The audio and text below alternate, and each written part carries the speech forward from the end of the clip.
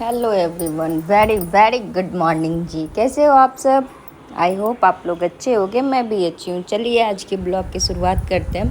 पहले ही बता देते हैं, आज के ब्लॉग कुछ ऐसे मोमेंट के ऊपर है जो मतलब हर वाइफ चाहती है कि हाँ ये चीज़ हो। तो चलिए पहले शुरुआत करते हैं। आज बना रही हूँ बेटे के लंच में सत्तू का पराठा। हाँ जी, बहुत लोगों का कमेंट आ रहा था कि सत्तू के पराठे आप कैसे बनाते हो।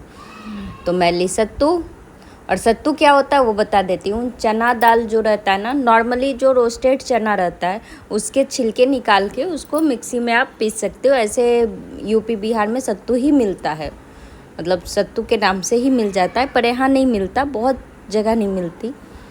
तो रोस्टेड चना के ऊपर के जितने भी छिलके हैं वो निकाल दीजिए। उसके बाद उसको मिक्सी में, जैसे आटा पतला रहता है ना उस टाइप का पीस दीजिए आप। एकदम पतला सा ये पाउडर बन जाता है। उस पाउडर में मैंने डाला मतलब सत्तू में मैंने डाला प्याज और लहसुन काट करके, हरी मिर्ची, चिल्ली फ्लेक्स, अजवाइन क्रश करके, और नमक, अचार का मसाला। हाँ जी, अचार का तेल, अचार का मसाला, ये मतलब ज़रूर डालिएगा, टेस्ट बहुत अच्छा आता है। और अगर अचार नहीं है तो आप नींबू निचोड़ दीजिए खट्टेपन के लिए, तो हल्का सा खट्टा हुआ आता है ना तो अच्छा लगता है। उसके बाद इसको अच्छे से मिक्स कर दीजिए सरसों तेल डाल के।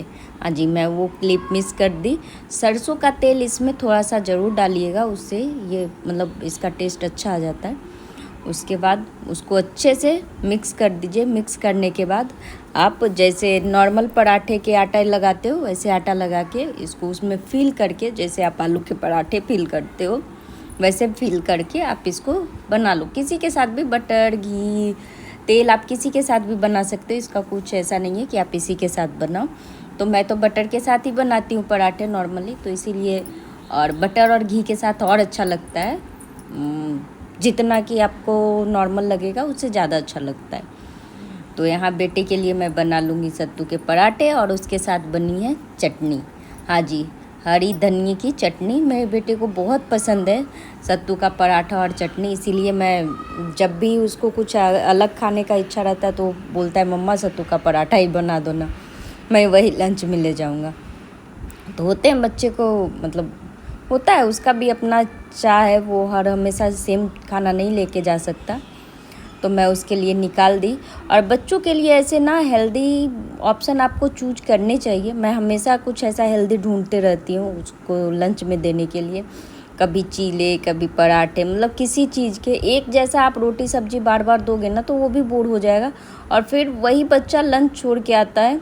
जो सेम सेम आप खाना रिपीट करोगे तो बच्चे छोड़ के ही आएंगे, मेरा ऐसा मानना है। उसको पैक की, उसको रेडी की, उसके बाद हो रही थी हल्की सी बारिश, लेकिन मैं चल गई उसको छोड़ने। छोड़ के आई, उसके बाद नहाई धोई, बाकियों का काम की, लेकिन आज कुछ भी सूट नहीं की।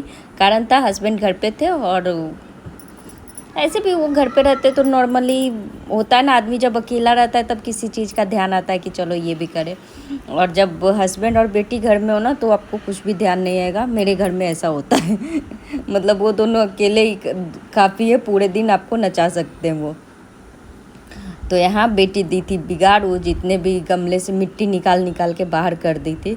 तो फिर से लगाई झाड़ू, और ये है शाम का टाइम। हस्बैंड घर पे थे तो बोली मुझे मीठा कुछ खाने का मन कर रहा है, बोले चलो हलवा बना देते हैं।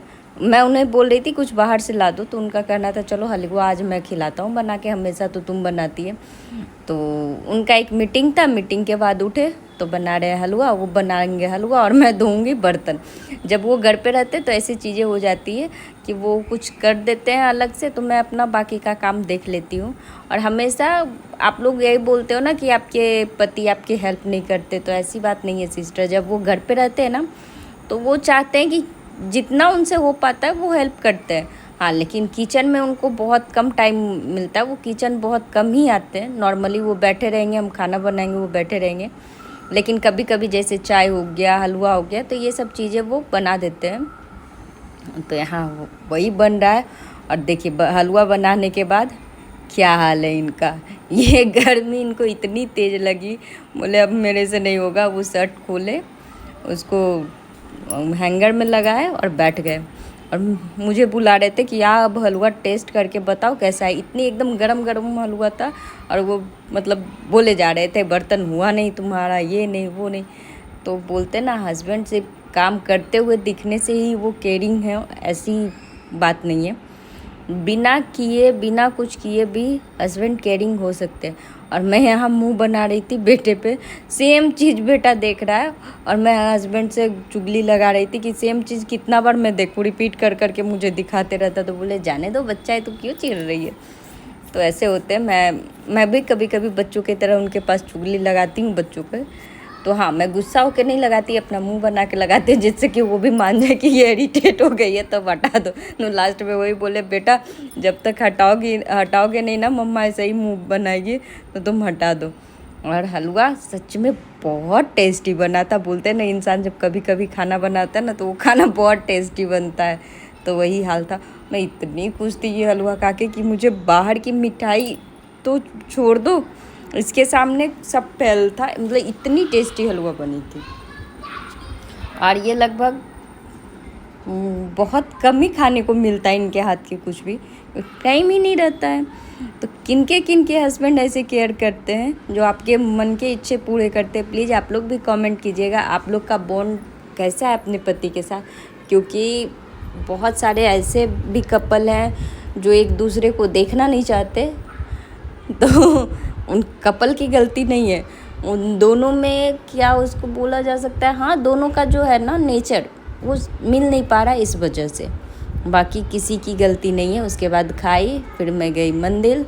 और आज गुजरात का दूसरा सोमवारी था शायद से, याद नहीं है दूसरा है या पहला, क्योंकि हम लोग से 15 दिन लेट है। तो नहीं 6 दिन है, सॉरी 6ठा दिन है आज यहाँ का सावन का। तो मंदिर बहुत अच्छे सजे हुए थे और दिल खुश हो गया भोलेनाथ को देख के। मैं प्रणाम की और बेटी को छोड़ के गई थी, फ्रेंडों के साथ गई थी तो उसको भी छोड़ दी। मैं फटाफट आ गई क्योंकि मेरा ध्यान लगा हुआ था कि मेरे बच्चे पता नहीं क्या कर रहे होंगे। तो मैं आ गई। पर हाँ सच पूछिए तो मंदिर बहुत